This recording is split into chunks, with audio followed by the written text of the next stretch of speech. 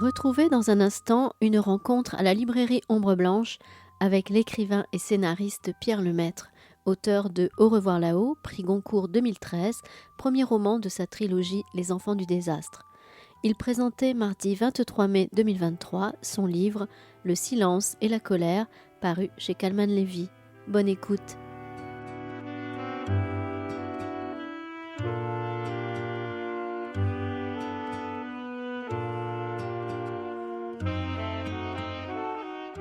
Bien, merci beaucoup. Après les excuses d'usage, on va remercier maintenant Pierre Lemaitre d'être venu au bout d'une longue tournée, j'imagine, sur un tel livre. Oui, et puis qui n'est pas tout à fait terminé parce qu'avec les mouvements de grève du printemps dernier, beaucoup de dates ont été reportées. Donc cette tournée qui devait se terminer fin mars va se terminer en fait fin mai. Donc, voilà. Voilà, c'est notre cas en fait, puisque vous deviez venir. Oui, tout à fait. C'est pour ça que je parle. Je ne sais plus exactement. Tout à fait. Donc c'est pour Le silence et la colère, qui est publié chez Calman Lévy, qui fait suite au Grand Monde, et cette série qui s'appelle Des années glorieuses fait suite quelque part. Ça fait suite, on ne va pas préciser plus, mais ça fait suite à la série précédente. Tout à fait.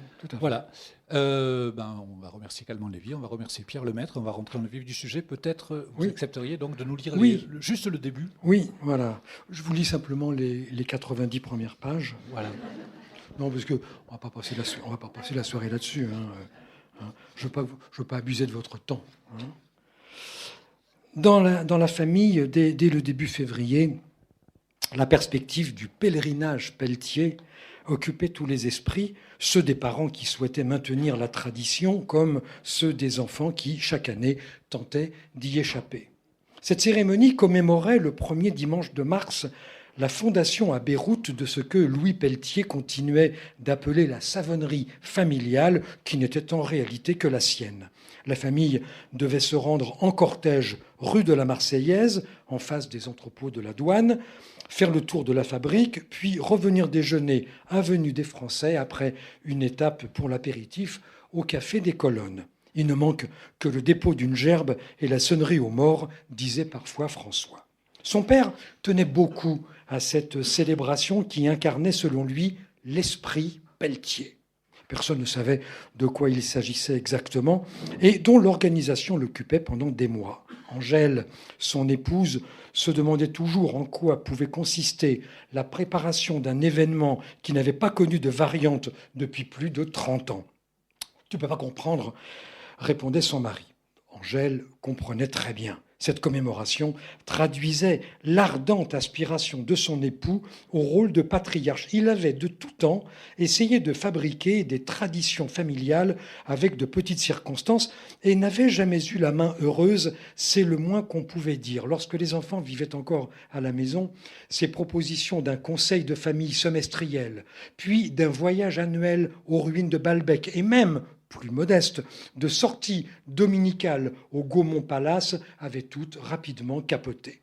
Aussi s'accrochait-il avec l'énergie du désespoir à cet anniversaire de la savonnerie, allant jusqu'à payer le voyage de ses enfants qui tous, maintenant, habitaient Paris. La mort d'Étienne, le plus jeune fils, 4 ans plus tôt, avait jeté un voile de tristesse sur les réunions familiales et menacé ce sacro-saint pèlerinage, mais M. Pelletier avait voulu y voir une raison supplémentaire de le maintenir en mémoire d'Étienne, qui, soit dit en passant, s'en était foutu comme de l'an 40, mais dans ce domaine, M. Pelletier faisait feu de tout bois. Angèle était loin d'y attacher la même importance, mais elle le soutenait parce que les occasions étaient rares de rassembler ses enfants autour d'elle. « Faites plaisir à votre père », leur écrivait-elle chaque année. Tout le monde comprenait que c'était d'elle qu'elle parlait. Ainsi, pris en étau entre l'obstination de leur père et la discrète insistance de leur mère, les enfants, Jean, François et Hélène, même s'ils s'ingéniaient à imaginer toutes sortes de prétextes, ne résistaient que pour la forme. Ce qui, dès février, les chagrinait était moins cette corvée annuelle de se rendre à Beyrouth que l'obligation pénible de devoir encore, à leur âge, obéir à une injonction paternelle. Cette année, chacun avait ses raisons pour tenter une nouvelle fois de se soustraire à cette obligation. Hélène avait la hantise d'une trahison, Jean l'angoisse d'une faillite, François, lui, ne vivait plus depuis que Nine avait disparu. Son patron l'avait chargé d'une expertise en Normandie. partie mardi matin. Elle devait rentrer ce vendredi. Personne au train la veille au soir. Aucun message. Je sais plus comment on dit en français, en bon français, cliffhanger, mais là c'est quand même. Ça s'appelle un rebondissement. Ça s'appelle un rebondissement. Oui, un rebondissement de quelque chose. Oh, c'est moins chic, hein. Ouais. C'est En même moins temps, chic. ça donne un peu envie de retourner à mes années de fac où on passait des heures sur la première page d'un bouquin, d'essayer de voir à quel point moi j'avais une discussion magnifique, enfin un prof nous avait fait une discussion magnifique sur l'incipit de l'Assommoir de Zola, comme quoi tout était compris dans la première page, il y avait tout l'Assommoir, quoi. Et là, ça marche plutôt bien aussi à vous entendre le lire. Alors, juste un petit mot. La série télévisée copie beaucoup la littérature. Hein. Les séries télévisées nous ont emprunté à nous autres, les romanciers, le découpage du roman feuilleton. Mais le roman feuilleton, c'est nous qui l'avons inventé, c'est nous, les romanciers. Les feuilletons d'ailleurs. Hein, voilà, ça s'appelait un roman feuilleton. Donc nous avons inventé les séries télé, c'est nous. Bon. Oui, et alors imaginez-vous que je rebondis sur ce que vous dites. J'ai revu tout à fait par hasard le premier épisode d'une grande série qui s'appelle Breaking Bad. Et alors, il y a exactement la même chose. J'ai revu le premier épisode, juste le premier épisode, et j'étais vampé par le fait que toute la série, les 5, 6, 7, 8 saisons, je ne sais pas combien il y en a, tout est compris dans le premier épisode du premier épisode de la première saison. C'est exactement la leçon de la littérature. C'est-à-dire, en fait, ça aussi, c'est nous qui l'avons inventé. Vous voyez, on a tout inventé. Vous voyez, c'est bien de le rappeler. Hein. Il y en a une qui est encore plus admirable pour ça. C'est une des séries les mieux écrites que j'ai vues. Ça s'appelait The Leftover. Où vraiment, au bout de la 3e saison, on se dit, mais tout est dans le premier épisode, en fait. Ouais, ça. Bon. Ouais. Mais en fait, non, on ne va pas passer, puisque c'est une question que... Vous pouvez boire un verre d'eau si vous êtes d'accord. C'est une question que je voulais vous poser plus tard, mais après tout, puisque ça vient comme ça. Oui, vous, les écrivains, vous avez inventé la série. D'ailleurs, les premières séries, ça ne s'appelait pas des séries, ça s'appelait des feuilletons. Hein, Chéri Bibi, Marquise des Anges, etc. C'était des feuilletons à la télévision. Mais en même temps, est-ce que, je vous pose la question, est-ce que les séries n'ont pas revitalisé finalement le roman aussi, puisque votre roman est vraiment très, très... On sent vraiment l'influence. Alors oui, alors écoutez... Est-ce qu'il n'y a pas un aller-retour quelque part? Excusez-moi. C'est votre téléphone? Et ouais.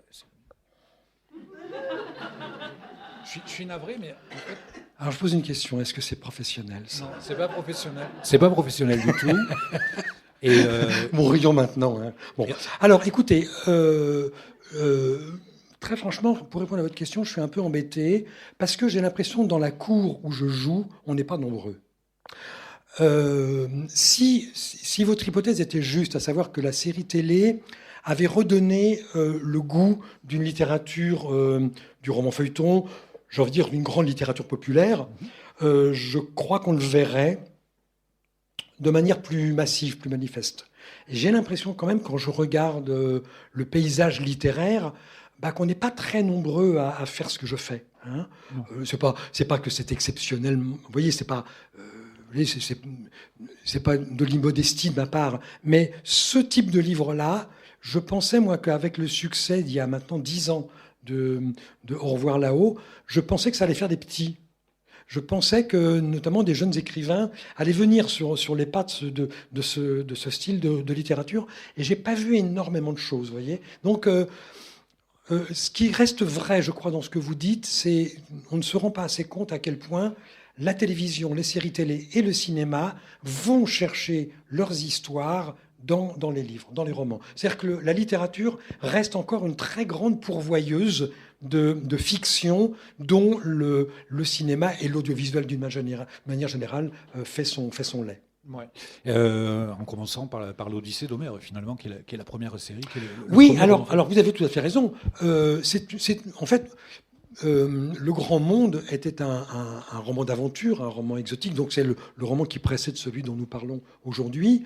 C'est un roman d'aventure, mais en fait, ce titre de roman d'aventure est un label qui est pas très valorisant, parce que littérature d'aventure, roman d'aventure, ça renvoie à Jules Verne, et donc ça renvoie d'une certaine manière à une littérature adolescente, une littérature pour la jeunesse. Vous voyez, on a l'impression que quand on est adulte, lire un roman d'aventure, ça se fait pas, enfin c'est pas noble. Hein.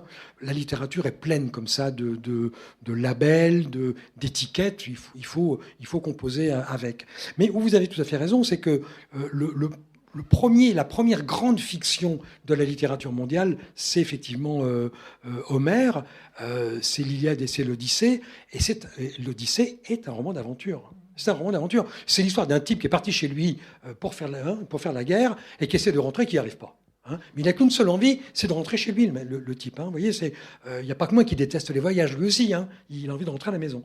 Donc, c'est curieux, la destinée de ce label du roman d'aventure, qui est devenu finalement un label peu valorisant du côté de la littérature adulte, alors qu'au fond, c'est la mère de toutes les littératures, le roman d'aventure, est le père, si on peut dire, de toute la fiction romanesque moderne.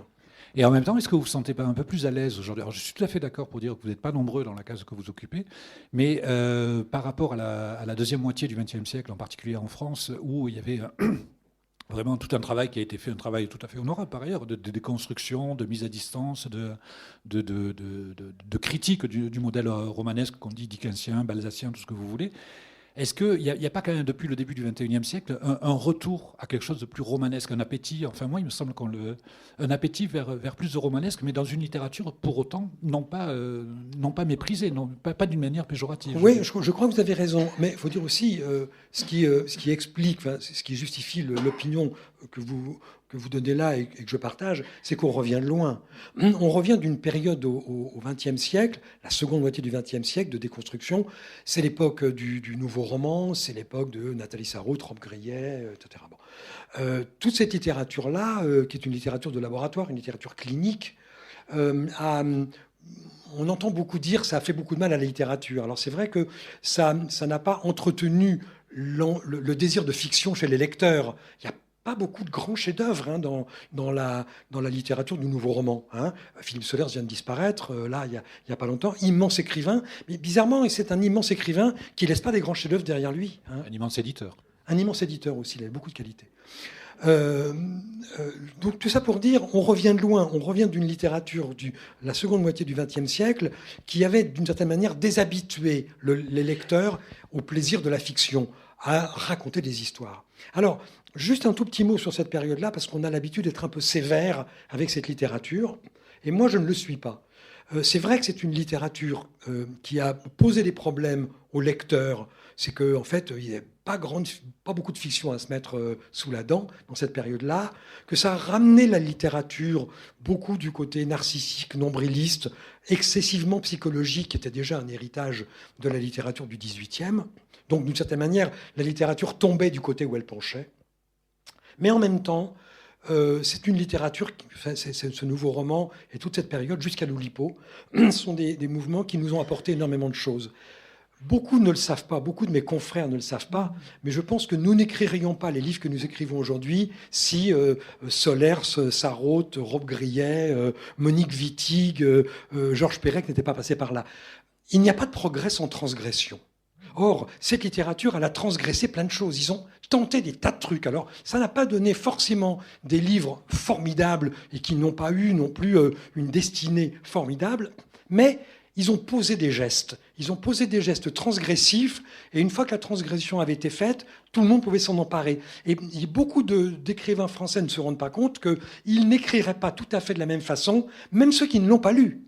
Même ceux qui n'ont pas lu le nouveau roman n'écriraient pas de la même façon s'ils n'étaient pas d'une certaine manière les héritiers, sans le savoir, d'une littérature qui a transgressé beaucoup de choses et qui, d'une certaine manière, était très novatrice. Et on n'aurait pas redécouvert Jack London, on n'aurait pas redécouvert Melville, on n'aurait pas redécouvert Stevenson, on n'aurait pas les romans de... Voilà. Donc vous voyez, c'est important. Hein. Melville, Stevenson, Lemaître. Vous voyez la filiation. Hein. Jack London. Non, Jack London. Et Jack London.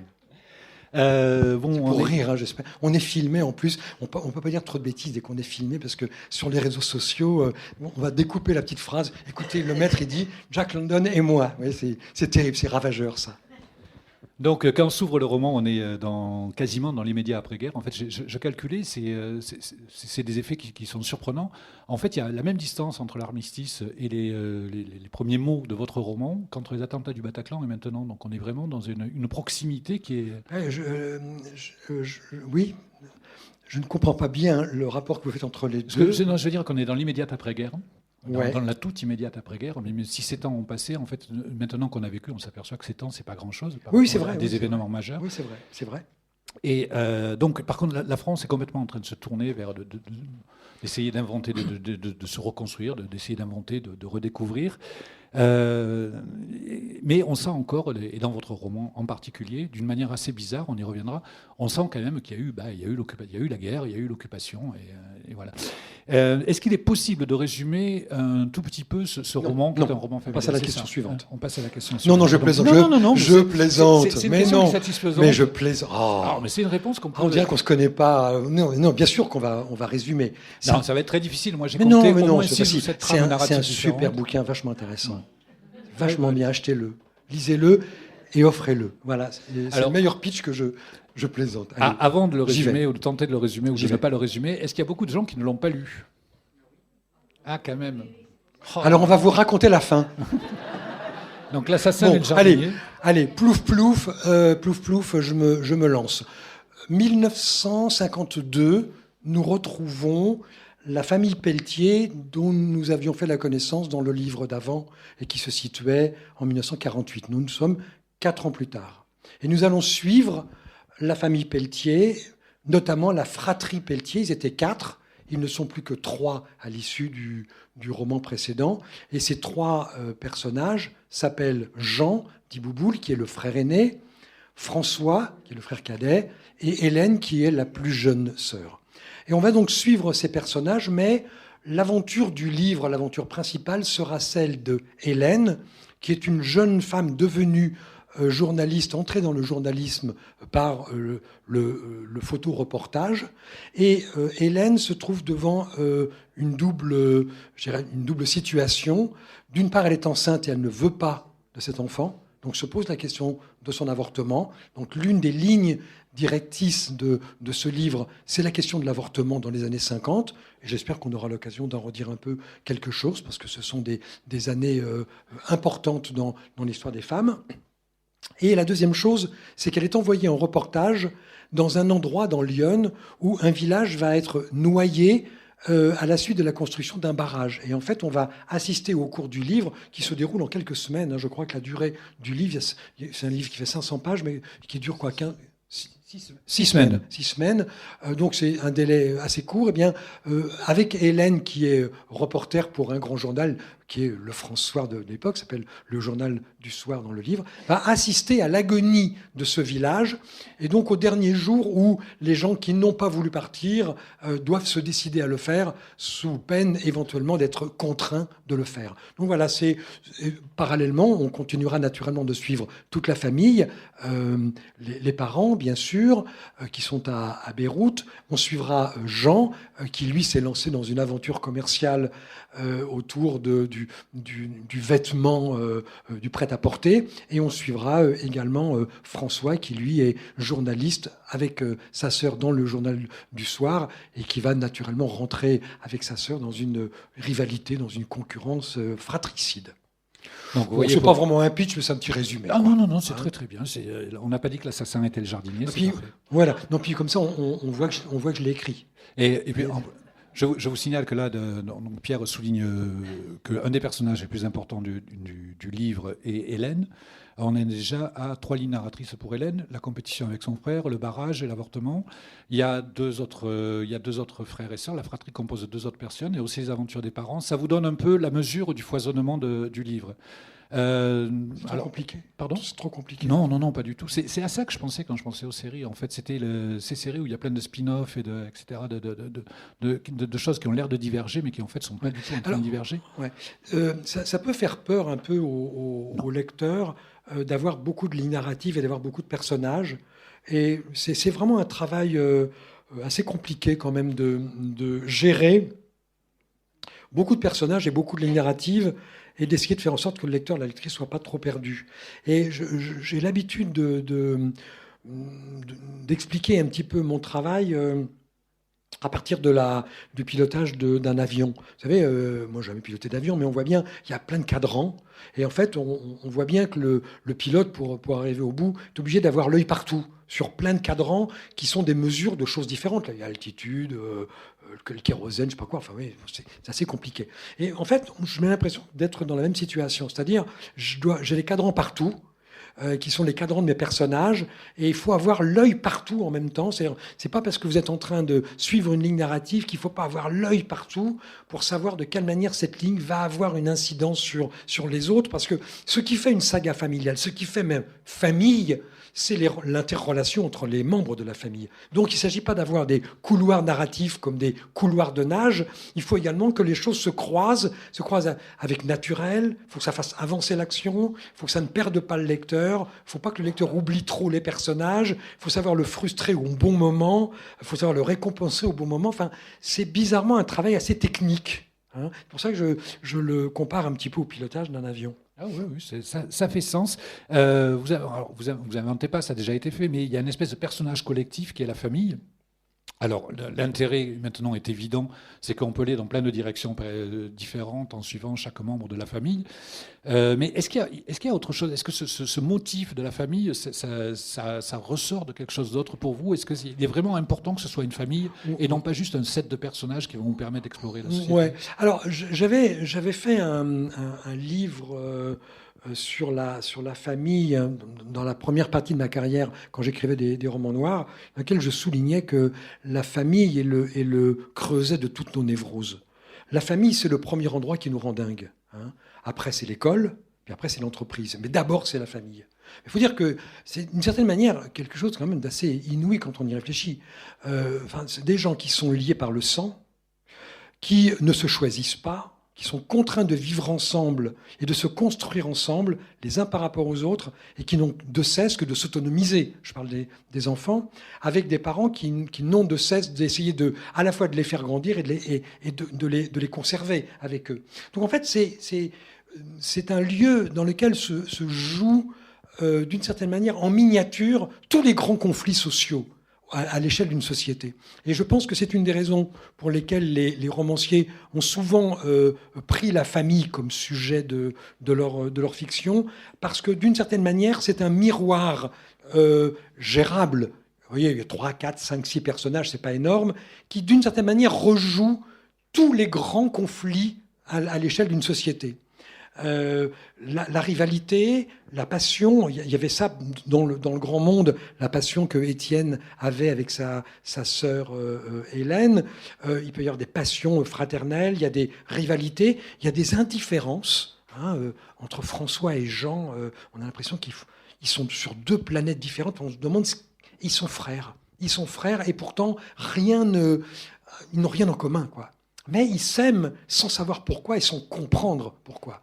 Et ça, c'est simplement l'histoire de la famille. Donc, en fait, c'était extrêmement tentant de travailler sur la famille parce que c'est comme une fractale. Vous savez, la fractale, en mathématiques, c'est le fait que vous preniez une partie d'une image et que si vous l'agrandissez, vous avez l'image tout entière. C'est-à-dire que chaque partie contient toute l'image entière. Et la famille, c'est un petit peu ça, c'est un peu la fractale de la société dans son ensemble. C'est bien ce que je dis, hein.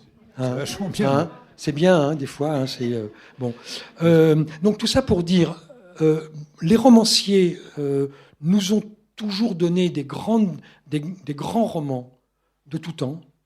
Vous voyez, on parlait là, vous parliez de Zola, c'est de l'Assommoir auquel vous faisiez référence. Bon, les Rougon-Macquart, c'est une immense saga, l'immense saga du 19e, mais on trouve ça naturellement chez Thomas Mann avec les Buddenbrock, roman absolument magique. Enfin, on en a chez Essa de Queiroz au Portugal, on en a en Allemagne, on en a partout des grandes histoires familiales, et presque toujours ces grandes histoires familiales deviennent des grands romans de la littérature de leur langue.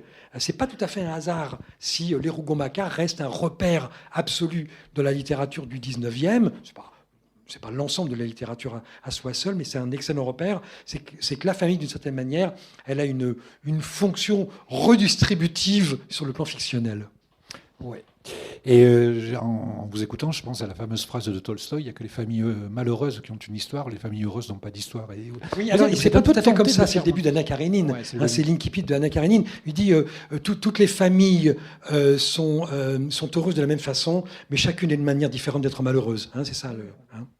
Non, mais je ne manque jamais une occasion de militer en faveur de l'incipit dans son Vous avez bien raison, mais vous avez comme une tentation de faire mentir Tolstoï, là j'ai eu l'impression, parce que on ne peut pas dire que c'est une famille complètement heureuse, mais c'est une famille qui se débat plutôt bien, plutôt pas mal dans le malheur, oui, dans la fiction. Ouais, moi je crois, oui, vous avez raison.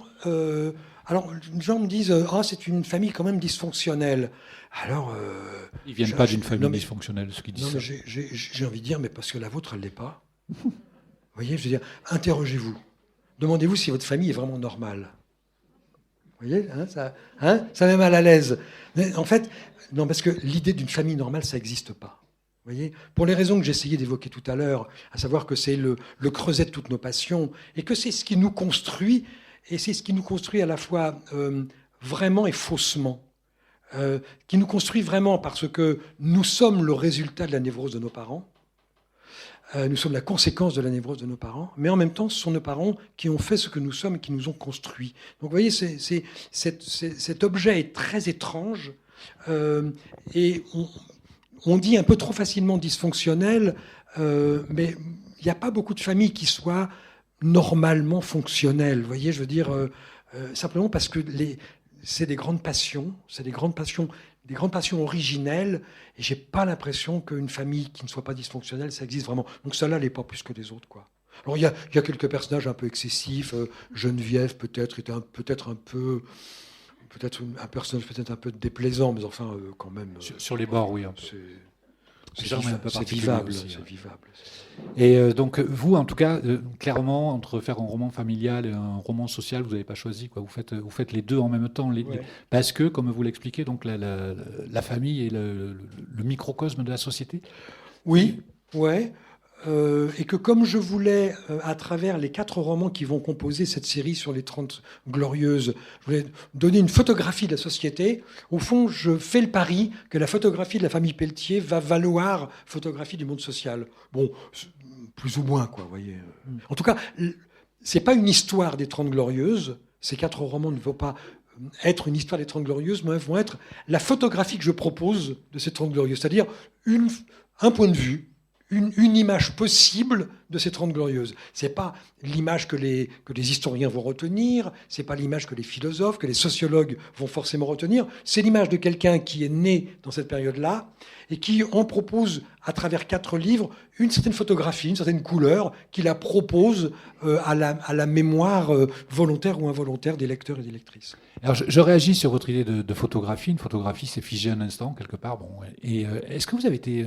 est-ce que c'est fait exprès? Est-ce que vous en êtes aperçu après coup? Est-ce que c'est pas du tout fait exprès?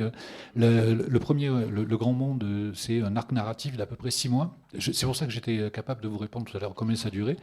Parce que j'avais déjà été épaté de voir 600 pages pour 6 mois, tant d'histoires en si peu de temps.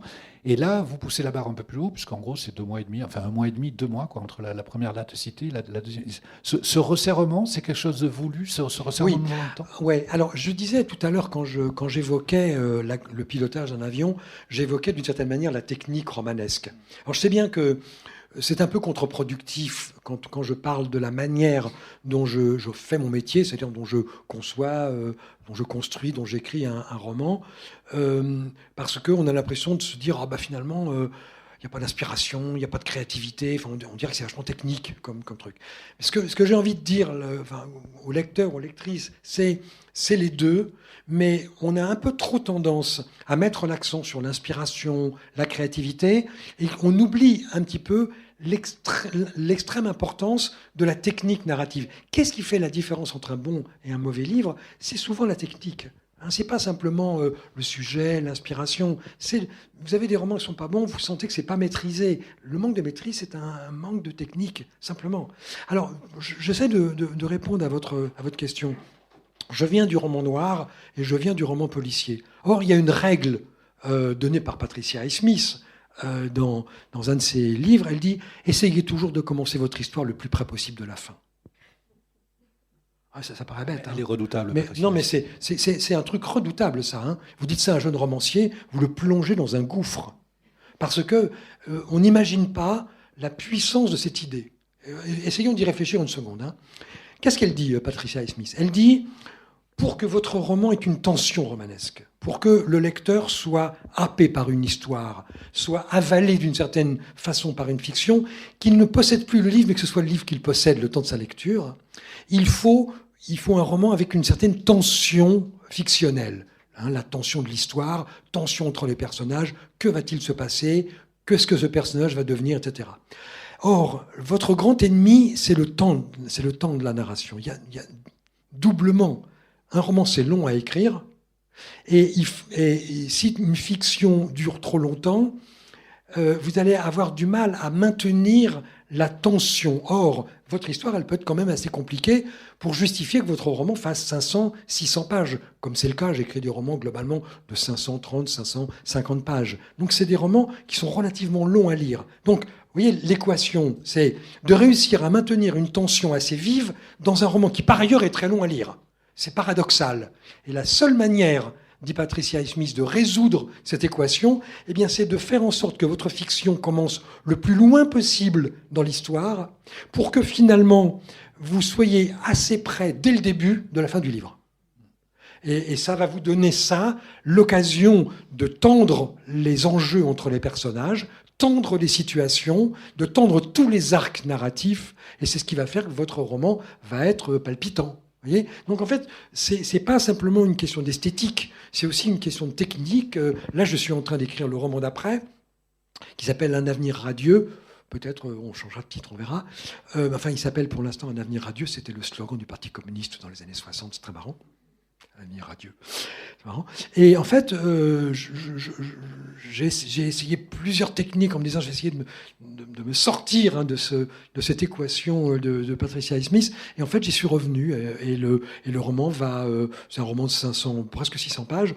Il va durer 4 semaines, 5 semaines, parce que je ne crois pas qu'il y ait dans le style, dans le registre dans lequel j'écris. Ce que je dis n'est pas valable pour tout le monde. Annie Ernaux, elle n'en a rien à faire de la règle de Patricia Highsmith. Elle n'a pas besoin de ça. Mais moi, j'écris des romans d'aventure. J'écris des romans d'aventure. J'écris pas de l'égo-fiction, j'écris pas sur moi, j'écris pas des romans psychologiques, j'écris des romans d'aventure. Et dans les romans d'aventure, la règle de Patricia Highsmith, je crois qu'on n'a pas trouvé vraiment beaucoup mieux.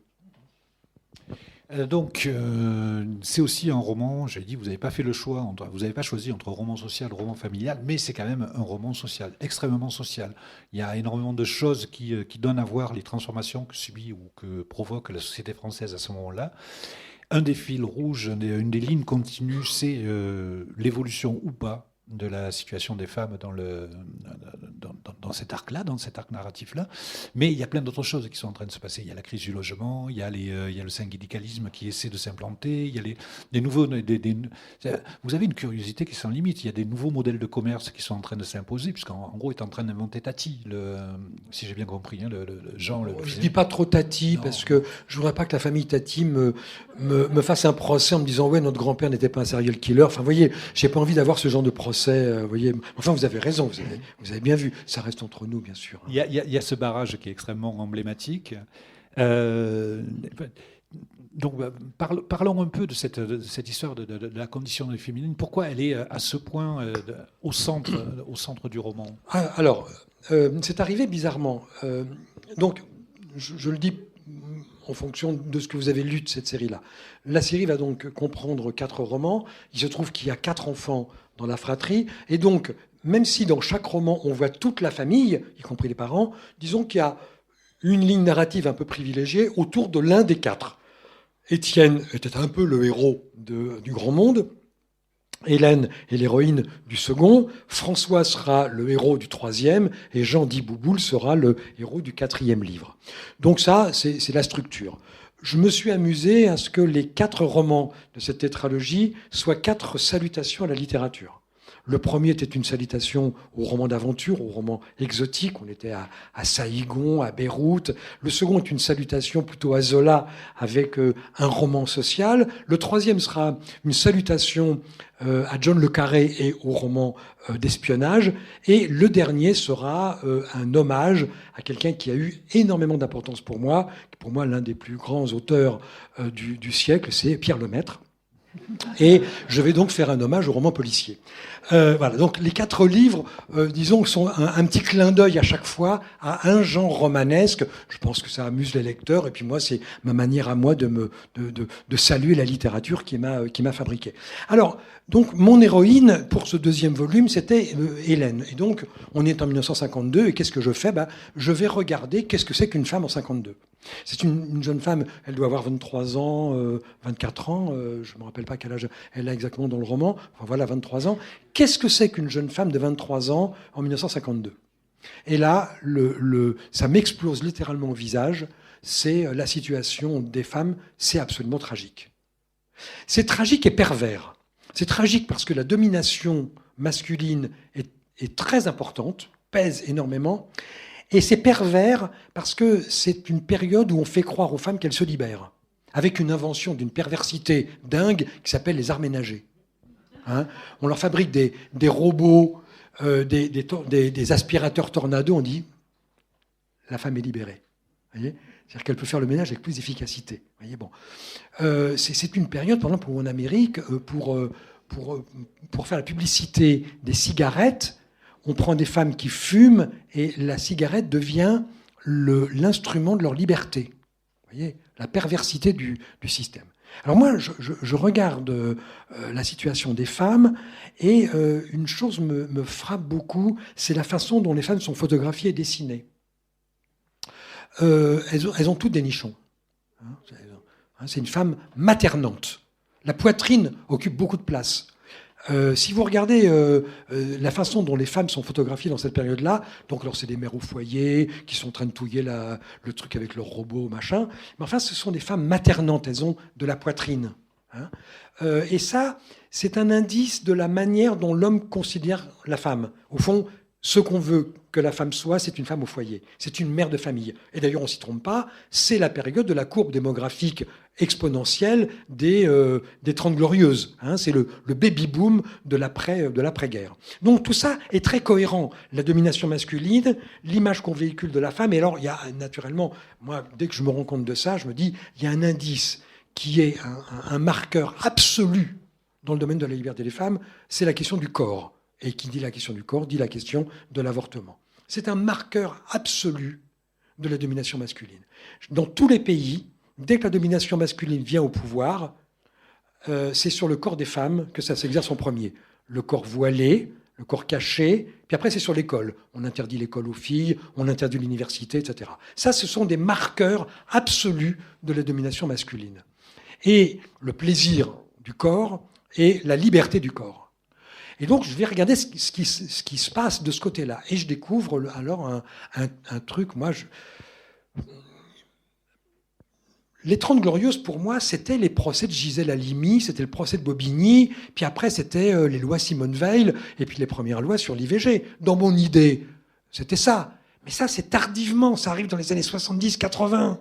Hein, c'est les années, vous voyez, Mitterrand c'est 81, Giscard d'Estaing c'est 76, vous voyez, 74. La pilule c'est 68. Hein, voilà. La pilule c'est 68. 68, 70. Donc ça c'est très tardif. Et donc en 52, dans quel état on est ? Alors c'est absolument tragique parce que il n'y a pas de contraception, pas de contraception. Il y a une lutte contre les moyens de contraception. Par exemple, on voit des pharmaciens qui sont mis en procès parce qu'ils ont fait la publicité des préservatifs. Hein, c'est une époque où, quand il y a des procès pour avortement, la presse est interdite de commentaires. C'est-à-dire que la presse n'a le droit, et jusque dans les années 70, la presse n'a que le droit de faire part du verdict. Mais ce qu'a dit l'avocat général, ce qu'ont dit les plaignants, ce qu'ont dit on n'a pas le droit d'en parler. D'où l'idée du silence et de la colère. Le titre, une partie du titre est là. Et donc, je me dis, je vais travailler là-dessus. Et le paysage de l'avortement est un paysage terrible, parce qu'on est en 52, et que je me rends compte que les années de la libération, qui sont pas loin, 46, 47, 48, sont les années les plus cruelles dans le domaine de la répression anti-avortement. Il faut savoir qu'en 1960, c'est-à-dire 8 ans après le livre, il y a plus de personnes poursuivies pour fait d'avortement que dans les années 30, en pleine montée du fascisme. Sachez que la Libération réprime l'avortement plus sévèrement, il y a plus de personnes condamnées en 1946 que sous le régime de Pétain. Alors je me dis, pourquoi ? Ah oui, domination masculine, on a eu besoin des femmes pendant la guerre, maintenant on a besoin qu'elles rentrent dans les foyers. Exponentielle, la courbe de la natalité, donc lutte contre l'avortement. Vous voyez, tout ça est très, très, très, très homogène, très cohérent. Et donc, il me paraît important d'aller voir ce qu'il en est, et je découvre même des choses hallucinantes comme des brigades anti-avortement, qu'on appelle naturellement des brigades de la natalité, et qui sont en fait des brigades entièrement composées de types qui vont dans les laboratoires, chez les médecins, visiter les infirmières, saisir du matériel d'hôpital. Les éleveurs de lapins. Des éleveurs de lapins. Oh non, mais c'est des trucs incroyables. Donc, je mets ça en scène dans le livre pour essayer de montrer quel était le paysage de la domination masculine. Alors, si vous le permettez, je vais juste terminer sur Françoise Giroud. En 1951-52, elle publie un article dont je me sers dans le livre, titre « Les Françaises sont-elles propres ?» Donc moi, je transforme « Les Françaises sont-elles sales ?» C'est parce que bon, je veux faire un petit effet de manche, quoi. En fait, je reprends dans les grandes lignes le contenu de cet article de François Giroud que mon éditeur, Carmen Lévy, a eu la très bonne idée de publier à la fin du livre. Vous verrez à la fin du livre l'article d'origine de François Giroud. Lisez-le, c'est un article de mec. C'est un article d'homme. C'est-à-dire, en fait, on nous dit les femmes sont sales, elles sont négligées, elles ne se lavent pas beaucoup, elles ne se brossent pas les dents assez souvent, elles ne se lavent pas les cheveux assez souvent, elles ne lavent pas leurs gaines, leurs bas, parce qu'à l'époque, c'est comme ça qu'on s'habillait, suffisamment souvent. Alors, on a tout de suite envie de dire, les mecs, c'était mieux. Et elle dit, oui, les hommes sont plus propres. Et alors, elle va même, alors moi je me dis, qui a écrit ce truc ? Merde, François Giroud. François Giroud, c'est une femme qui a écrit ça. Et alors elle dit même des trucs terribles, elle dit « Les hommes ont leur responsabilité là-dedans ». Ah, je dis ça y est, on y va. Oui, parce que s'ils disaient plus sévèrement à leurs femmes d'aller se laver, elles le feraient. Et elle dit même cette phrase absolument incroyable « Qu'ils exigent, ils obtiendront ». C'est une phrase incroyable. Et c'est une phrase de mec. Et c'est intéressant que ce soit François Giroud qui le fasse, parce que François Giroud sera, 25 ans plus tard, la première secrétaire d'État à la condition féminine sous Giscard d'Estaing. Alors, je trouve que c'est une très bonne nouvelle, d'une certaine manière. Le féminisme n'a pas gagné.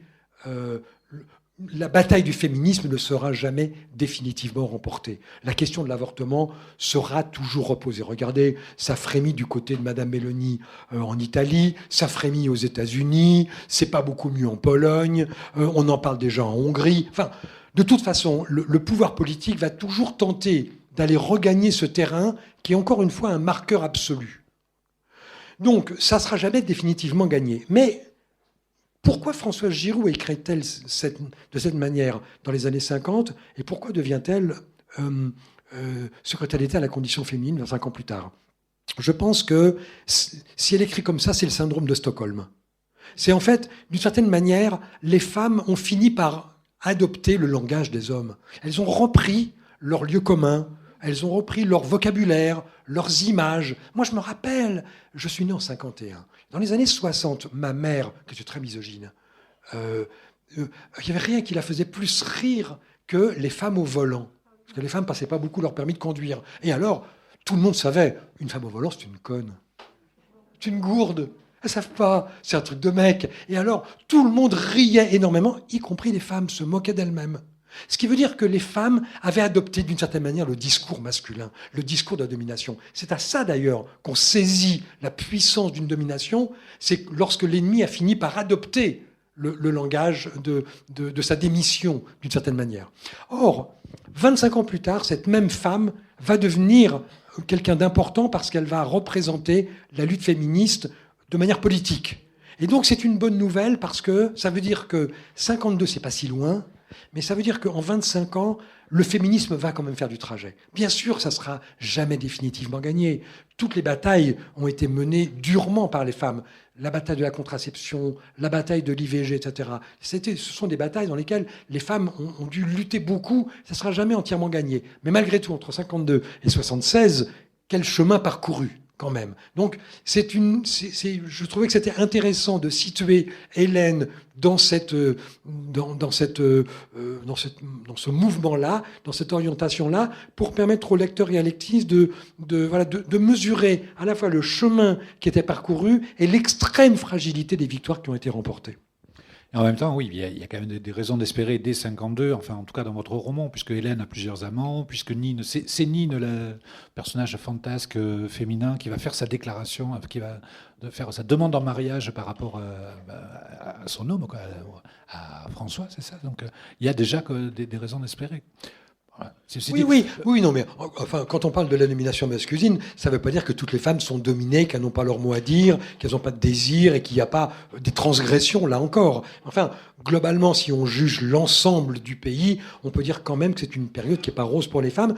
Et encore une fois, d'autant plus perverse, c'est qu'on leur fait croire qu'on leur offre les outils de leur liberté, ce que quand même, rétrospectivement... Et aussi, dans ce cadre-là, il y a quelque chose que j'ai trouvé très fin de votre part, qui est le fait que François, qui est un homme plutôt, on va dire, progressiste, plutôt qu'on soupçonne d'être ouvert à des changements. Pour autant, lui, ça reste quand même un bon macho de base, quoi. Il a beau être sympathique, tout ce que vous voulez. Ouais. Il est loin d'être ce qu'on appelle aujourd'hui déconstruit, quoi. Il reste beaucoup de chemin à faire. Oui, tout à fait. Je me méfie beaucoup des personnages qui sont plus intelligents que leur époque. Parce que, vous voyez, la deuxième ligne narrative, c'est la question de l'énergie, puisqu'il y a ce barrage et ce village qui va mourir, puisqu'il va être noyé par un lac artificiel. Ça aurait été extrêmement facile d'avoir, moi, un écolo, vous voyez, qui aurait dit, avec 30 ans d'avance, ce que tout le monde ignorait. C'est tellement facile pour un romancier, avec le recul, de faire un personnage qui est plus malin que tous les autres. Mais en même temps, aucun lecteur, aucune lectrice ne va croire un personnage comme ça. Simplement parce que la vie n'est pas comme ça.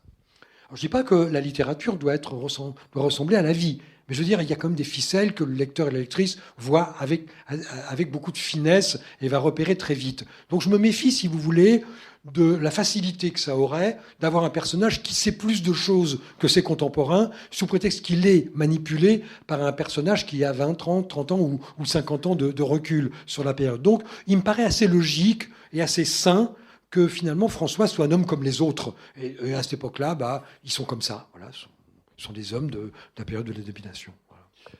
Vous brassez énormément d'informations pour construire vos romans. J'imagine que vous en restituez une grande partie. On apprend plein de choses passionnantes Alors, on n'a pas parlé du syndicalisme, mais là aussi, c'est quand même un très chouette moment d'histoire que vous nous donnez à voir. Est-ce que cette quantité, alors, vous faites plein de lignes narratives, ce qui va impliquer plein de personnages secondaires. Là, on est c'est lisible quand même. Hein, c'est lisible quand même. Non, mais c'est un vrai plaisir. Non, mais j'insiste, c'est vrai. Je l'ai pas assez dit. C'est un vrai plaisir. Pour rire, on parlait des brigades anti-avortement, là, le Palmari qui trouve que le régime de Vichy était un peu laxiste sur la question de l'avortement clandestin. Les interrogatoires qui mènent sont ça n'a beau n'être qu'un personnage secondaire, c'est parmi les meilleurs moments du livre. Enfin bon, bref. Vous restituez énormément d'informations, vous en donnez beaucoup, donc vous êtes un romancier très généreux, mais en même temps, j'ai envie de me demander si vous n'êtes pas aussi, quelque part, un romancier un peu boulimique.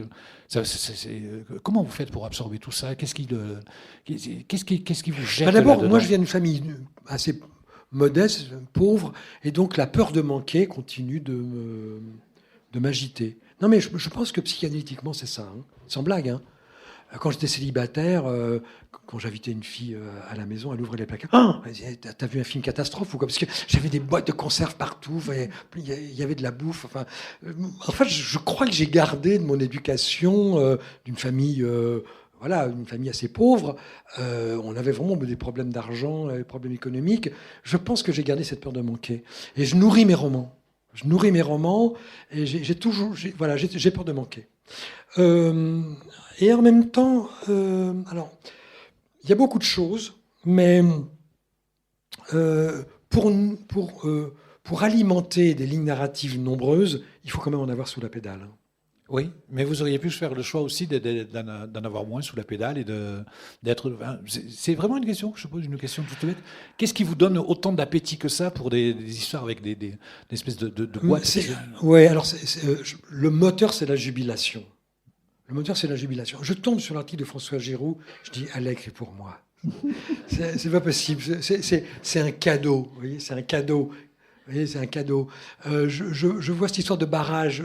Je feuillette François en 52, je tombe sur le barrage de Tignes. Je me dis, c'est pour moi. C'est offert. Le roman est là, quoi. Vous voyez. Donc, j'ai ces espèces de plaisirs de découverte qui font que je cherche toujours ce qui va me surprendre moi. C'est dans ce livre-là qu'il y a un boxeur. C'est dans ce livre-là. Ouais. C'est une histoire c'est une histoire cadeau. Là. Celle-là, c'est le Ouais, cadeau bonus. moi, je l'aime bien. Alors, j'ai donc un personnage de boxeur. Donc, je me dis, bon, je vais faire un mauvais boxeur. Un boxeur qui va perdre. Donc, en fait, ce type, c'est vraiment un boxeur, il est assez calamiteux. Mais il remporte des matchs. Et il monte comme ça, et on se dit à quel moment ça va s'arrêter. Donc déjà, moi, ça me fait jubiler, ça me fait rire. Puis à un moment, je me dis, ce qui serait bien, c'est qu'il se retrouve vraiment seul. Donc il perd son manager, et il perd son soigneur. Il est tout seul pour aller sur le ring, pour se bagarrer. Et je me dis, bon, alors, ça serait bien qu'on lui en trouve un. Et alors, je me dis, bon, qui on va trouver, Je me dis, ça serait bien. Je trouve un manager, il est aveugle. Il est aveugle. Alors, il se retrouve en fait seul. C'est un baltringue. On sait que s'il gagne, c'est à chaque fois un miracle. Donc, tôt ou tard, il va perdre. Et la seule chose, la seule personne qui va venir l'aider, c'est un type qui est aveugle. C'est-à-dire, en fait, qui avance sur le ring comme ça. Et moi, c'est littérairement des histoires qui me font jubiler. Parce que je trouve qu'il y a dans le fait de les fabriquer, de les construire, les mêmes jubilations que celles que j'avais quand je découvrais Dumas, par exemple. J'ai vu là, le film de Bourboulon, les Trois Mousquetaires, et je trouve que là, il a reproduit la scène où les Trois Mousquetaires font connaissance les uns avec les autres. C'est une scène absolument formidable. Dans le film, elle est, je trouve, assez réussie. Et je me rappelle, moi, de la manière dont je découvre les Trois Mousquetaires quand j'ai 14 ans. Quoi. La jubilation que j'ai devant la manière dont D'Artagnan va rencontrer en 1 heure 3 types qu'il va provoquer en duel et qui vont devenir ses 3 meilleurs amis. C'est un retournement. Enfin, il y a une jubilation de la lecture qui, je pense, répond à la jubilation que Dumas devait avoir lui aussi. C'était un grand gourmand. C'était un gourmand, un gourmet et un gourmand, et il avait fait un très grand dictionnaire de cuisine. Donc c'était vraiment un homme gourmand, et il avait cette gourmandise pour l'histoire qui est une des choses qui m'a fabriqué. Donc s'il y a beaucoup de choses dans mes romans, c'est parce que je suis aussi littéralement quelqu'un de très gourmand. Et alors une dernière chose, parce que votre roman est vraiment nourri d'histoire. Alors l'histoire avec un grand H, c'est des inventions technologiques, des mouvements sociaux, enfin de tout ce qui fait la culture noble, mais quand même, vous avez une fascination apparemment très très forte pour le fait divers, l'écho, ça nourrit énormément votre roman. Un des personnages principaux devient journaliste, et il ne devient pas journaliste pour devenir grand chroniqueur, éditorialiste, il devient journaliste et il devient écoutier, il fait les chiens écrasés au départ. Le fait divers, ça vous fascine complètement? Oui, ça me fascine. J'ai trouvé que... les essais qui avaient été faits sur le fait divers au cours du XXe siècle, je pense à Barthes, je pense à Edgar Morin, des gens comme ça, qui ont travaillé sur le fait divers, ont bien montré qu'au fond, le fait divers était l'histoire la véritable histoire à la portée de n'importe qui. En fait, qu'est-ce que le... Alors, on peut dire plein de trucs sur le fait divers, mais notamment, il y a un truc sur le fait divers. C'est qu'il arrive quelque chose à des gens qui nous ressemblent ou qui pourraient nous ressembler. C'est une concierge, c'est un cycliste, c'est un pharmacien, c'est un garagiste, c'est quelqu'un qui passe dans la rue. Enfin, voilà, le fait divers, il est fait avec des gens qui nous ressemblent. Il leur arrive quelque chose qui ne nous arrive pas à nous. Donc, il y a une espèce de confort de voir la tragédie qui pourrait être la nôtre, mais à laquelle on a échappé. Et en même temps, le fait divers a cette espèce d'effet grossissant de la passion, du hasard. Vous voyez, le fait divers hasardeux, c'est la chose qui a peu de chances d'arriver, qui arrive quand même. La soudaineté, la surprise, ce qui va étonner. En fait, le fait divers, c'est l'étonnement perpétuel à la portée de chacun, sur des personnes qui nous ressemblent ou qui pourraient être nous. Et je pense que c'est une bonne manière, au fond, de de philosopher un petit peu sur le sens de l'histoire, à la dimension de chacun d'entre nous. Alors c'est vrai que moi j'ai une fascination aussi, parce que j'ai été élevé par France Soir. Je suis né dans cette période-là. Le journal France Soir avait... Pierre Lazareff, qui avait inventé France Soir, avait eu une idée absolument géniale. C'est la première page de France Soir. C'est une idée absolument incroyable. En fait, alors, France Soir était un journal de très grande dimension. Je ne sais pas comment il faisait pour le lire dans le métro, mais c'est un journal de très grand format. C'est un grand format. À manipuler, c'est impressionnant. Et alors, la première page était vraiment formidable. Il avait une idée incroyable. Il avait inventé ce qu'on appelle aujourd'hui le teaser. C'est en fait, qu'est-ce qui fait saliver? Vous voyez, le teaser, c'est un petit peu comme la bande-annonce d'une série télé, ou la bande-annonce d'un film. Vous voyez le truc, vous dites, pourquoi je veux le voir? Ça vous a donné envie, ça vous a un petit peu enfiévré. Il y a une espèce de promesse là, et vous avez envie de relever la promesse. Alors lui, il avait une idée, il fallait gagner pour tout le monde. Et moi, je me rappelle, quand mon père arrivait avec France Soir, il posait sur la table, on était là, on regardait la page de France Soir. Ma mère, elle avait les faits divers, moi j'avais le sport, mon père, il avait la politique. Sur la première page, il y avait de quoi intéresser tous les publics. En fait, tous les publics savaient que ce journal était pour eux, pour tout le monde, mais pour chacun. Et en fait, quand mon père avait fini de lire le truc sur De Gaulle, le truc sur Couve de Murville ou sur Michel Debré, alors il pestait parce qu'ils étaient communistes, ou sur le Parti communiste à l'époque, ma mère allait tout de suite aux recettes, aux romans feuilletons, elle allait aux faits divers, et puis moi j'allais à la fin aux romans feuilletons, là aussi. Mon père il reprenait le journal après parce qu'il avait les mots croisés. En fait, ce journal était vraiment le journal de tout le monde. C'était une idée absolument incroyable. Aujourd'hui, ça paraît bête comme chou, mais c'était une invention qu'il avait faite. Et en fait, moi, j'étais nourri à ça. Et en fait, le plaisir que je prends à la fiction littéraire, d'une certaine manière, a été construit. Cette manière a été construite par la fréquentation de ce journal, qui était en permanence la promesse d'histoire. Ce que disait Lazareff à ces journalistes qui disaient, écoutez, vous savez faire des phrases, bon alors, barrez-vous, je n'ai pas besoin de ça. Et d'ailleurs, il le dit dans le roman précédent, au moment où François veut être embauché, il dit, vous savez écrire? Bah oui, je crois pas mal, bon, j'ai pas besoin de vous. Et quand il écrit un article, il dit, écoutez, racontez-moi une histoire. Racontez-moi une histoire. Et en fait, qu'est-ce qui faisait que ce journal était passionnant? C'est qu'on ne disait pas, le Viet Minh a repris la ville de machin. C'est Kessel qui écrivait pour François, disait, j'ai passé 2 jours avec le Viet Minh. Voilà, ça c'est une histoire. La promesse d'une histoire dans le titre. C'était pas on a construit une nouvelle centrale nucléaire à Saclay ou je sais pas quoi. C'est la confession d'un ingénieur du nucléaire.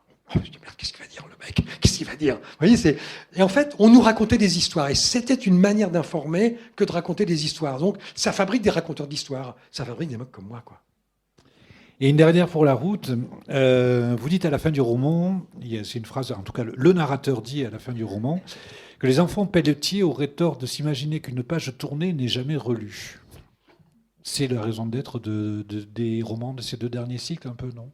Oui, et puis c'est d'une certaine manière l'affirmation et le clin d'œil au lecteur sur ce que vous avez appelé tout à l'heure le cliffhanger, pour montrer que vous étiez polyglotte, sans doute, et qu'on appelle un rebondissement. Vous n'en voulez pas de revenir sur... Rions maintenant. En fait, c'est un clin d'œil, parce que pendant tout le roman, je joue avec les codes du roman feuilleton, et ça me paraissait bien d'avoir une espèce de clin d'œil à la fin en disant... on va y revenir. Il y a une espèce de promesse. Il y a une histoire que j'adore. Je raconte une histoire. Une histoire que j'adore. Je ne sais pas si elle est vraie, pas vraie, apocryphe, mais d'une certaine manière, elle a une véracité. Je ne sais pas si elle est vraie, mais elle a une certaine véracité. On est au 19e siècle et il y a un feuilletoniste qui est viré par son directeur de journal. Donc, le dernier jour, il termine son feuilleton avec un héros qui est dans une camisole, enfermé dans un coffre. Le coffre est enfermé par des chaînes et plongé au fond de l'eau. Et met à suivre et rentre chez lui. Et donc, toute la matinée, les gars qu'on appelle pour reprendre le feuilleton essayent de trouver un truc, un machin, on essaye. Et puis, à midi, le patron du journal dit, alors, on fait quoi? Bah, on n'a pas trouvé. Alors, bon, on rappelle le gars. Alors, on envoie un coursier, et puis le gars, il rentre. Hop, et le lendemain matin, dans le journal, la suite du feuilleton, c'était « Lorsque notre héros se fut libéré ». Alors, moi, j'ai toujours adoré cette histoire, parce que elle est l'application d'une théorie littéraire. On peut être un peu pédant, vous m'en voulez pas, hein, un peu pédant. Une théorie littéraire qui s'appelle la suspension d'incrédulité. Je vous explique ce que c'est un truc très, très facile à comprendre. C'est un truc qui a été théorisé par un Anglais qui s'appelle Coleridge, un grand poète anglais. Il dit, en fait, la suspension d'incrédulité, c'est un truc simple. C'est, si vous avez happé votre lecteur ou votre lectrice, il va suspendre son esprit critique pendant un moment. Parce qu'au nom du plaisir qu'il prend, de ce qu'il attend des personnages, de la promesse de l'histoire, du fait qu'il a envie de savoir, il a envie que ça aille jusqu'au bout, il a envie de savoir ce qu'il y a. Au fond, il y a plein d'aspérités sur lesquelles il va passer parce que il a accepté le jeu, il a accepté le contrat implicite. J'ai envie de savoir ce qui se passe. Est-ce que Hélène va réussir à avorter? Est-ce qu'elle va se faire piquer? Est-ce qu'elle va faire partie des victimes de l'avortement? Et alors, du coup, j'ai l'impression que si, Coleridge avait raison, si le lecteur est happé par les personnages, par la fiction, il y a plein de, son esprit critique, il va accepter plein de choses qui, pourtant, des fois ne tiennent pas la route. Hitchcock disait, déplier n'importe quelle histoire, aucune ne tient la route à 100%. Il avait absolument raison. Déplier n'importe quelle histoire, il y a plein de trucs qui ne tiennent pas la route. Mais si vous avez intéressé votre lecteur, si vous l'avez, comme dans un roman feuilleton, s'il palpite à l'histoire, il y a plein de trucs qu'il est capable d'accepter. Et c'est exactement cette anecdote. En fait, on accepte parfaitement ce genre de truc. Moi, quand j'avais 14 ans, je lisais Les Pardaillants de Michel Zévaco. C'est mauvais, mais c'est très mauvais. J'adorais ça. J'adorais ça parce qu'il y a 3 générations de Pardaillants. Et alors, le modèle absolu des Pardaillants, c'est un des Pardaillants, alors que ce soit n'importe lequel des 3 générations, ils font tous la même chose. Hein. C'est les sosies, hein, vraiment. Voilà. Le prototype, c'est il est avec une jeune fille, vierge, donc effarouchée, dans une maison, et il est encerclé par 25 000 soldats qui vont donner la charge. Et là, on met à suivre. Et alors, on sait qu'il va s'en sortir et qu'elle va rester vierge. Vous voyez? Et c'est palpitant parce que la grande question, c'est pas est-ce qu'il va s'en sortir? On sait qu'il va s'en sortir. C'est comment il va s'en sortir. Et en fait, ces conventions, elles ont tellement fait partie de mon plaisir de lecture que j'ai l'impression que c'est des choses que je continue en tant que romancier de faire parce que c'est ma manière à moi de continuer de prendre du plaisir à être dans la littérature qui m'a fabriqué. Au fond, j'étais construit comme ça et donc je reproduis d'une certaine manière la littérature qui m'a construite. Vous voyez, c'est comme un syndrome familial, un petit peu ce que je disais tout à l'heure sur la famille. Et au fond, la dernière phrase du roman est d'une certaine façon un clin d'œil sur cette promesse de roman feuilleton qui est en permanence le jeu que je propose au lecteur en le frustrant. Il se passe quelque chose sur François, puis au moment où on se dit « Ah, il va... » Hop, là, maintenant, on passe à un autre. On se dit « Bah, quand est-ce qu'on y retourne ?» Ouais, mais en même temps, on passe à un autre sur lequel on se disait « Qu'est-ce qu'elle devient, Hélène ?» Alors, et puis quand on retrouve François, on dit « Ah, ça y est, on est retombé dedans. » Enfin, ce plaisir, c'est le plaisir que j'ai aussi quand j'écris. Je me dis « Tiens, là, ça serait bien de faire une suspension, mais en même temps, il ne faut pas en abuser, il faut savoir le faire avec délicatesse, il ne faut pas sadiser le lecteur, et puis il ne faut pas non plus le prendre pour un imbécile, et puis il va très vite comprendre que c'est un système répétitif si vous ne le faites pas bien, trop systématiquement. Donc voilà, il faut mettre le curseur au bon endroit pour que le plaisir soit intact alors qu'il est permanent. Et c'est ça la grande difficulté. Je peux continuer tant que vous voulez. J'ai un roman entier qui est fait sur ce modèle-là. C'est un roman qui s'appelle Robe de mariée. Alors, je vous raconte en 2 mots le truc. C'est l'histoire d'une fille qui devient dingue. Bon. Alors, à un moment, j'ai besoin dans le livre qu'elle devienne folle très vite. Alors moi, des filles folles, j'en ai rencontré un paquet dans ma vie. Hein. Mais elles étaient rarement tombées folles très vite. Ça avait été très progressif. C'était des folles de longue haleine. Vous voyez, moi je l'ai récupéré à ce moment-là, mais bon. Mais elles n'étaient pas devenues folles la veille, ou en me rencontrant, vous voyez ce que je veux dire. Elles étaient folles bien avant. Bon. Et donc je me dis, mais comment est-ce qu'une fille peut devenir folle si vite? Alors je me suis dit, oh, non, vous allez voir le truc, ça ne tient pas la route une seconde. Bon, je raconte. Comme il y a des médicaments antidépresseurs, il doit bien y avoir des médicaments pro-dépresseurs. Vous me suivez? Donc je me dis, je vais inventer une molécule qui rend dingue. Donc on la retire du commerce. Alors qu'est-ce que ça peut être cette molécule? Je me dis, tiens, une molécule pour maigrir. On fabrique un médicament, puis on le retire du marché parce que les filles deviennent dingues. Et naturellement, on en trouve encore sur Internet. Donc mon assassin va cueillir sur Internet la pilule qui rend dingue, il la met dans le café de la fille, 3 jours après, elle est folle. Bon, donc c'est un truc, franchement, c'est ce qu'on appelle capillotracté. C'est tiré par les cheveux.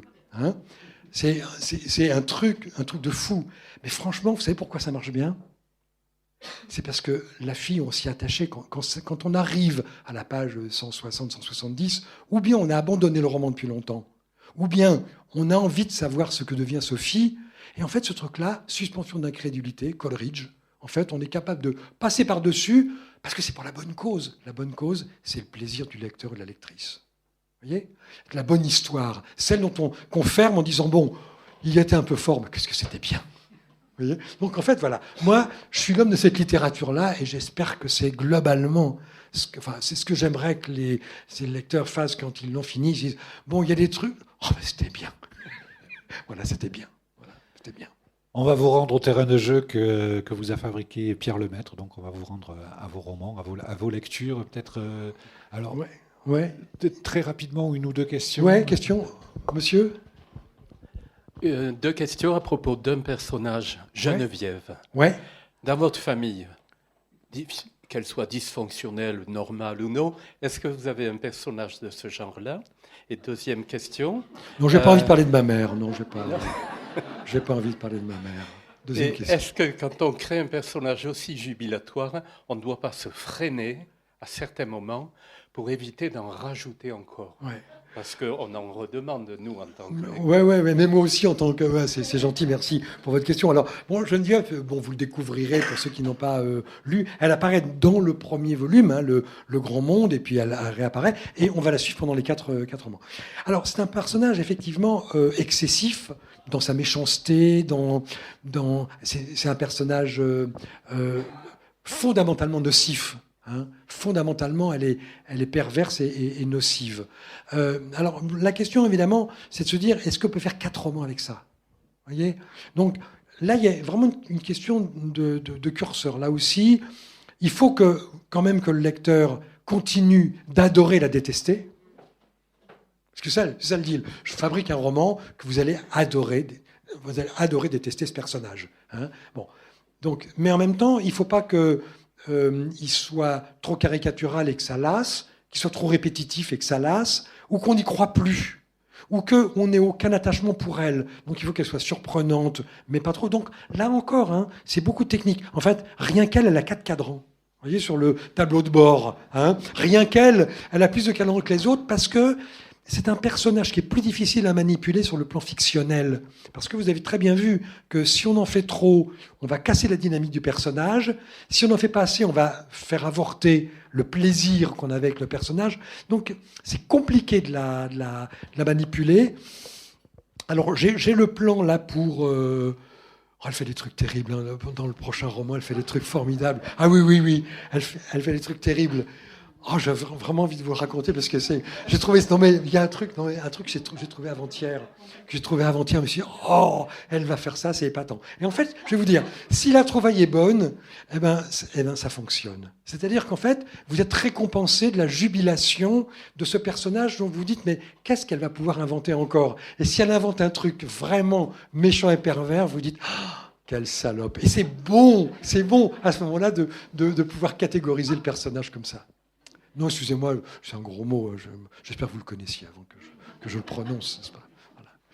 Une autre question, non? Oui. Donc c'est pour revenir plus sur la technique, justement, vous en parliez. Tant dans Les Enfants du désastre que dans Les 30 Glorieuses, on s'appuie donc sur des faits historiques et vous racontez donc une photographie de cette époque. Et finalement, ça va dans quel sens dans votre démarche? Est-ce que vous partez d'abord de vos personnages et de vos romans et vous vous appuyez sur des faits? Ou, enfin, comment ça se passe en fait dans vos recherches sur les faits historiques? C'est la question la plus difficile parce que... alors, maintenant que j'ai le projet des 4 romans, globalement, la construction est faite des 4 livres, pas dans le détail, mais bon, voilà, je sais ce qui va se passer dans le 3, je sais ce qui va se passer dans le 4. Bon. Mais ça n'a pas toujours été le cas. Hein. Quand j'ai commencé, je ne savais pas très bien où j'avançais. Donc, c'est assez difficile de répondre à la question parce que ça serait simple si on pouvait dire je pars du personnage, ou je pars d'un fait historique, ou je pars d'une idée, d'un concept, et puis je construis à partir de là. Et malheureusement, aucun roman ne répond à la même recette. Donc, malgré tout, je vais essayer de ne pas fuir la question, parce que c'est une question... je la trouve intéressante de savoir ce qu'on lit, c'est fabriqué comment. Donc moi, je comprends l'intérêt. Pour ces romans-là, le truc, c'est de construire en faisant un aller-retour permanent entre la construction de personnages et la trame narrative, ce qui va leur arriver. En fait, qu'est-ce que c'est qu'une bonne trame? C'est une situation qui est servie par le personnage. Au fond, c'est quoi la littérature? Je ne veux pas être grandiloquent là, mais la littérature, dans le registre dans lequel je travaille, roman d'aventure, etc., c'est au fond une fabrique d'émotions. Vous faites comprendre le monde par le fait que vous êtes attaché à un personnage, que vous aimez le personnage ou que vous le détestez. Mais en fait, qu'est-ce qui va vous faire comprendre la manière dont je vois le monde? Celle que j'essaie de vous présenter, la photographie que j'essaie de vous présenter, c'est les émotions que vous allez ressentir en vivant l'aventure auprès des personnages. Donc en fait, la littérature est un art de l'émotion. Ce qui nous fait comprendre le monde dans la littérature, c'est ce que ça nous fait émotionnellement. Donc, ce que ça nous fait émotionnellement, c'est jamais un concept. Un concept ne peut pas vous émouvoir. Il peut vous intéresser, mais il ne peut pas vous émouvoir. C'est rare qu'un concept soit émotionnel. Ce qui va être émotionnel, c'est toujours un personnage. C'est même pas une situation. Une situation n'est pas émotionnelle. Elle n'est émotionnelle qu'à la condition qu'elle soit incarnée par un personnage qui vive cette situation. Donc, vous pouvez le prendre par n'importe quel bout dans le type de littérature dans lequel je travaille. C'est toujours la question du personnage qui est centrale. Vous voyez, c'est pas un hasard. La première question que vous me posez, c'est sur un personnage. C'est pas sur la question de l'avortement. C'est pas. Ce qui nous intéresse, c'est les personnages. Donc, pour essayer de répondre à votre question, une fois que le personnage a été construit, vous devez vérifier simplement qu'il a été construit de manière à servir la narration. C'est ça, à mon avis, le grand truc, c'est de fabriquer un personnage qui est au service de la fiction. Il est au fond le bon personnage pour dire telle chose. Je prends un exemple, parce que c'est un peu conceptuel ce que je dis là. J'ai une fille qui a 23 ans, elle est enceinte, elle veut avorter. Quelle jeune femme doit-elle être pour me permettre de dire ce que j'ai envie de dire sur l'avortement en 52? Quel genre de jeune femme est-ce? Voilà. Et donc, par rapport à ce que je veux faire, je veux qu'elle ait une part de naïveté, je veux qu'elle ait une part de volonté, je veux qu'elle ait une part d'incertitude.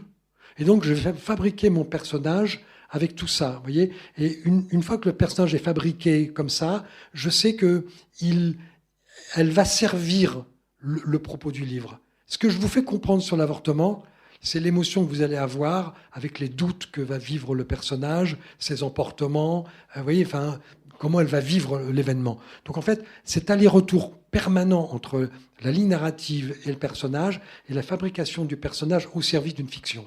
C'est pas un secret, mais c'est une petite recette. En tout cas, c'est la seule que je connaisse, et en tout cas, c'est celle que j'applique, quoi. Monsieur ? C'est les liens avec le cinéma. Est-ce qu'un de vos romans va être à nouveau adapté ou... Alors, écoutez, pour l'instant, j'étais chanceux. J'ai eu 4 romans qui ont fait l'objet d'adaptations audiovisuelles. J'ai eu un film avec Albert, Au revoir là-haut. Après, un autre film avec Clovis, qui était Clovis Cornillac, qui est le Couleur de l'incendie. J'ai eu un 3e film que j'aime beaucoup avec Nicolas Boukrieff, qui était 3 jours à une vie. Et puis, malencontreusement, une série télé pour Arte adaptée d'un de mes romans qui s'appelle Le Cadre Noir. Mais j'étais chanceux. Et pour l'instant, j'ai 4 autres projets. Alors, vous savez, dans l'audiovisuel, pour 10 projets, 8 vont capoter en cours de route. Mais enfin, il y en a 4 en projet. Un qui serait l'adaptation du Serpent majuscule, que j'ai publié là, puisque Catherine Deneuve a dit que ça l'intéressait, elle a lu le livre, elle avait envie de jouer le personnage. Donc on va essayer de faire un scénario qui va continuer d'entretenir l'envie qu'elle a de tourner le film. On est actuellement en travail sur Le Grand Monde, le roman qui précède. Voilà. On a également une série télé à partir de Robe de mariée, le roman dont je vous ai parlé tout à l'heure, là, et également un long métrage, mais étranger cette fois-ci, en anglais, avec un roman qui s'appelle Alex. Voilà. Donc, pour l'instant, j'ai été chanceux, et pour l'instant, je touche du bois, je continue de l'être, mais vous savez, Patrice Lecomte, grand réalisateur qui a réalisé beaucoup de films, il va avoir 40 films, m'a dit un jour, écoute, tu te rends compte que dans ma carrière, un film sur 2, j'ai pas réussi à le faire. Un projet sur 2 n'est pas devenu un film. Pourtant, c'est un type qui a toujours trouvé l'argent pour faire ses films, il a toujours fait tourner des vedettes, ses films ont eu beaucoup de succès, donc ça a remboursé des producteurs. Donc c'est quelqu'un qui est bankable, comme on dit. Hein. Même quelqu'un de ce niveau-là me dit qu'il a réussi à transformer un film sur 2 parmi ses projets. Donc c'est vous dire l'incertitude énorme. Donc quand je vous parle des 4 projets, lequel de ces 4 va finir par... Bon, en tout cas, voilà, ce qui est dans le tube, c'est ces 4-là, une série et 3 longs métrages. Voilà. Et ça fait quel effet d'être à la fois sur la table des libraires et à l'affiche des cinémas? C'est purement complémentaire? C'est encore plus de jubilation? Alors, moi, ce qui me plaît, c'est que enfin, il y a parmi les gens qui vont voir les films des gens qui liront jamais mes livres. Et moi, quand j'écris une histoire, j'ai envie qu'elle soit connue. Alors, qu'elle soit racontée par la BD, qu'elle soit racontée par une série télé, par un film, par le roman, moi, tout me va. Hein. Moi, si cette histoire-là, Le Grand Monde, par exemple, moi, je trouve qu'il y avait des thématiques intéressantes. Si des gens peuvent écouter cette histoire, l'entendre à travers le cinéma, moi, ça me va. J'ai fait un truc sur les années 30 là, sur une femme qui cherche sa liberté. C'est le modèle, c'était Monte Cristo. Hein. Ça s'appelait Couleur de l'incendie. Clovis a fait un bon film populaire, film que je trouve tout à fait respectable. Vraiment, je trouve que c'est un bon film populaire.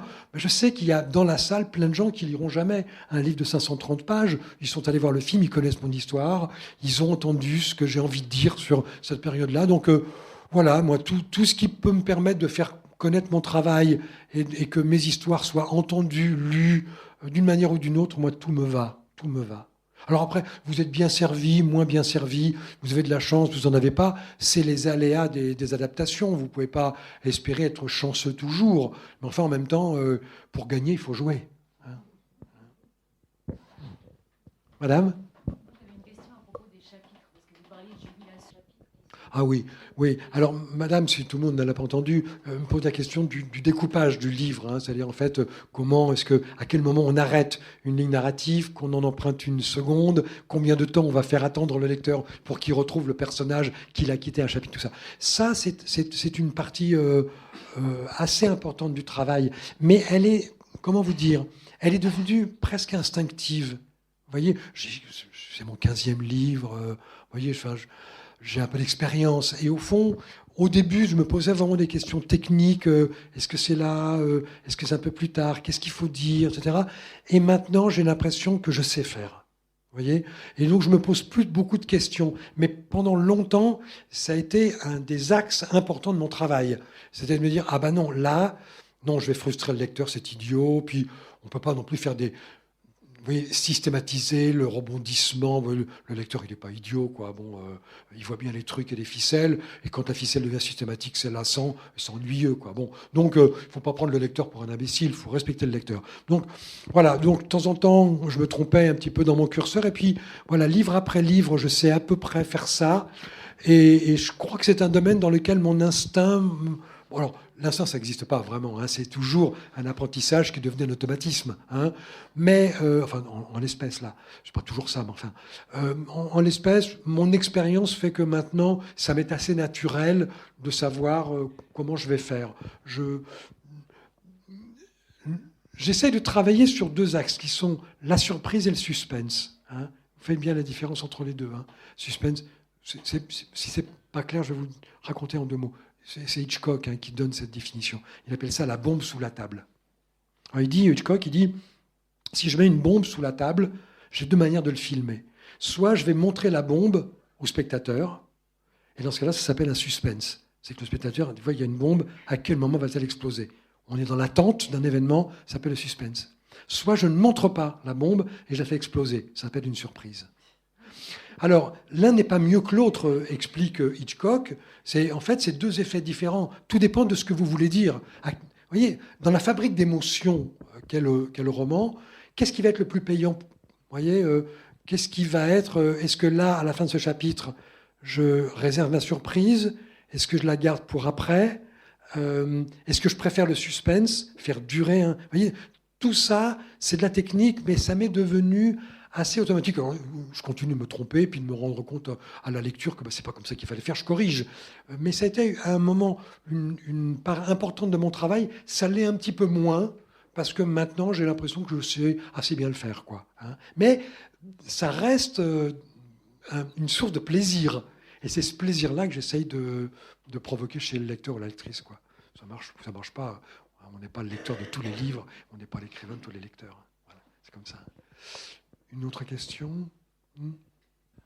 On va vous remercier. Merci d'être venus si nombreux. Merci beaucoup. Merci à vous. Merci encore.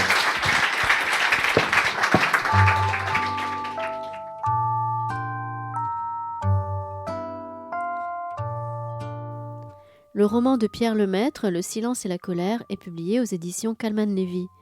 Vous venez d'écouter à l'instant une rencontre enregistrée mardi 23 mai 2023 à la librairie Ombre Blanche, réalisée et mise en onde par Radio Radio avec Radio Radio Plus et Radio Terre.